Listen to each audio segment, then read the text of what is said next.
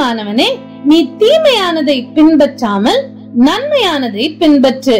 நன்மை செய்கிறவன் தேவனால் உண்டாயிருக்கிறான், தீமை செய்கிறவன் தேவனை காணவில்லை என்று 3 யோவான் 1:11 வாசிக்கிறோம். ஆம், தீமையானதை பின்பற்றாமல் நன்மையானதை பின்பற்ற வேண்டும். நன்மை செய்கிறவர்கள் தான் தேவனால் உண்டாயிருக்கிறார்கள். அநேக நேரங்களிலே மதத்தின் பெயரிலே சில பழக்க வழக்கங்களையும் சில சடங்காச்சாரங்களையும் வைத்துக் கொண்டு சக மனிதர்களுக்கு நன்மை செய்ய வேண்டும் என்ற அந்த பார்வையை இழந்து விட்டவர்களாக நாம் காணப்படுகிறோம்.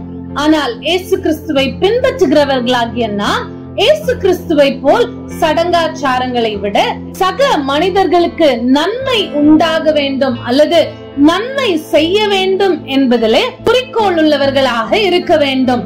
இயேசு கிறிஸ்து இந்த பூலோகத்திலே வாழ்ந்த நாட்களிலே நன்மை செய்கிறவராக சுற்றி திரிந்தார் என்று சொல்லி வேதம் நமக்கு தெளிவாக சொல்லுகிறது.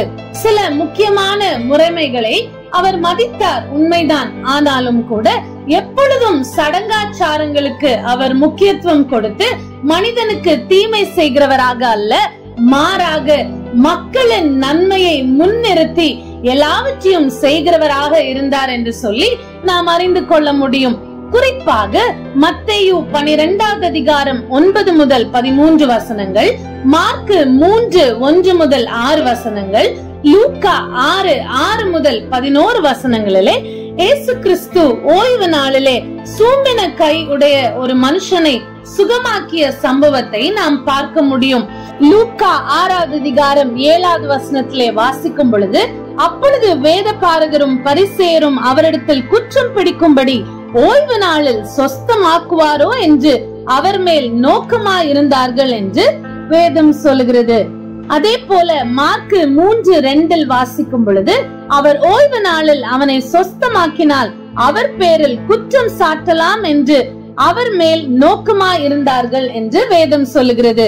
மத்தேயு 12வது அதிகாரம் 10வது வசனத்திலே பார்க்கும் பொழுது, அங்கே சூம்பின கையுடைய மனுஷன் ஒருவன் இருந்தான்.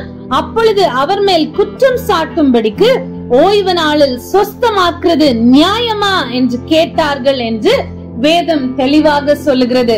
இப்படி இயேசு கிறிஸ்துவை பார்த்து ஓய்வு நாளில் நன்மை செய்யலாகுமோ என்று கேட்ட அந்த மக்களை, அந்த பரிசேயரை, அந்த வேத பாரகரை பார்த்து இயேசு கிறிஸ்து என்ன சொல்லுகிறார் என்று சொல்லி பார்ப்போம் என்று சொன்னால், லூக்கா 6வது அதிகாரம் 9வது வசனம், அப்பொழுது இயேசு அவர்களை நோக்கி, நான் உங்களிடத்தில் ஒன்று கேட்கிறேன், ஓய்வு நாட்களில் நன்மை செய்வதோ தீமை செய்வதோ ஜீவனை காப்பதோ அழிப்பதோ எது நியாயம் என்று கேட்கிறார். அதே போல மார்க்கு 3:4 இந்த பகுதியை பார்க்கும் பொழுது, ஓய்வு நாட்களில் நன்மை செய்வதோ தீமை செய்வதோ ஜீவனை காப்பதோ அழிப்பதோ எது நியாயம் என்றார் என்று வேதம் சொல்லுகிறது. இயேசு கிறிஸ்து ஓய்வு நாளிற்கு கொடுக்க வேண்டிய மரியாதையை நிச்சயமாக கொடுத்தார். ஆனால் ஓய்வு நாள் என்ற அந்த பெயரை வைத்து மனிதர்களுக்கு தீமை செய்வதில் நோக்கமாயிராமல் மனிதர்களுக்கு நன்மை செய்வதில் நோக்கமாய் இருக்க வேண்டும் என்று சொல்லி வேத பாரகருக்கும் பரிசேயருக்கும் இந்த இடத்திலே சுட்டி காட்டுவதை நாம் அறிந்து கொள்ள முடியும். மத்தேயு 12:11-12 வசனங்களிலே, அதற்கு அவர், உங்களில் எந்த மனுஷனுக்காகிலும் ஒரு ஆடு இருந்து அது ஓய்வு நாளில் குழியிலே விழுந்தால் அதை பிடித்து தூக்கிவிட மாட்டானோ? ஆட்டை பார்க்கிலும் மனுஷனானவன் எவ்வளவோ விசேஷித்திருக்கிறான்.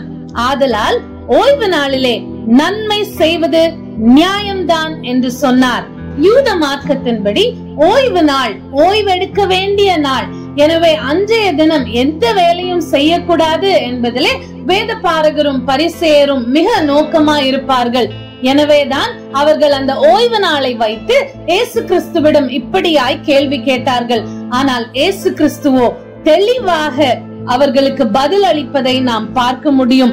ஆட்டை பார்க்கிலும் மனுஷனானவன் எவ்வளவோ விசேஷித்திருக்கிறான்.